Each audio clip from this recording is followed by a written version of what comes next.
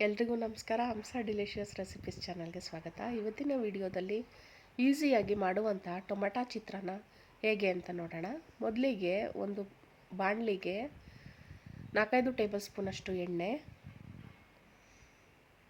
ಎಣ್ಣೆ ಕಾಯ್ತಾ ಇದ್ದಂಗೆ 1 ಟೇಬಲ್ ಸ್ಪೂನಷ್ಟು ಸಾಸಿವೆ,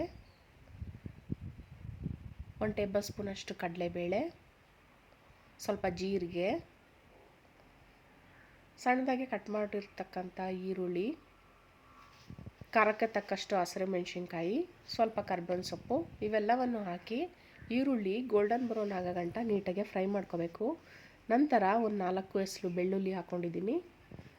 ಬೆಳ್ಳುಳ್ಳಿ ಈರುಳ್ಳಿ ಎಲ್ಲನೂ ಗೋಲ್ಡನ್ ಬ್ರೌನ್ ಆಗೋ ಗಂಟ ಫ್ರೈ ಮಾಡ್ಕೋಬೇಕು. ನಂತರ ಒಂದು 4 ಟೊಮ್ಯಾಟೋನ ದಪ್ಪವಾಗಿ ಹೆಚ್ಕೊಂಡಿದ್ದೀನಿ. ಇದನ್ನು ಆ್ಯಡ್ ಮಾಡಿಕೊಂಡು ರುಚಿಗನುಸಾರವಾಗಿ ಉಪ್ಪನ್ನು ಹಾಕ್ಕೊಂಡು ಸ್ವಲ್ಪ ಅರಿಶಿನ ಪುಡಿ ಇವೆಲ್ಲವನ್ನು ಹಾಕಿ ನೀಟಾಗಿ ಮಿಕ್ಸ್ ಮಾಡ್ಕೋಬೇಕು.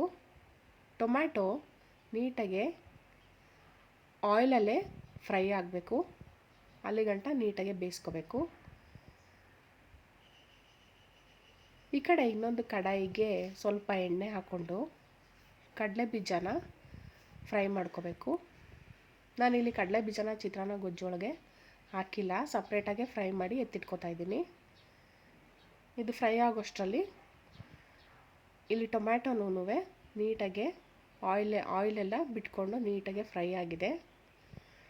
ನಂತರ ಇದಕ್ಕೆ ಸ್ವಲ್ಪ ಕೊತ್ತಂಬರಿ ಸೊಪ್ಪನ್ನು ಆ್ಯಡ್ ಮಾಡಿಕೊಂಡು ಇದಕ್ಕೆ ರೈಸ್ನ ಹಾಕ್ಕೊಂಡು ನೀಟಾಗೆ ಮಿಕ್ಸ್ ಮಾಡಿಕೊಂಡ್ರೆ ಇವತ್ತಿನ ರೆಸಿಪಿ ಟೊಮ್ಯಾಟೊ ಚಿತ್ರಾನ್ನ ರೆಡಿಯಾಗಿ ಹೋಗ್ಬಿಡುತ್ತೆ.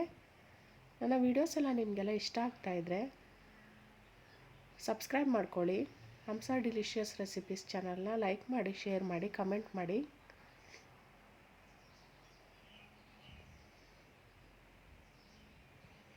ಇವತ್ತಿನ ವಿಡಿಯೋ ಎಲ್ರಿಗೂ ಇಷ್ಟ ಆಗಿದೆ ಅಂತ ಭಾವಿಸ್ತೀನಿ. Thank you.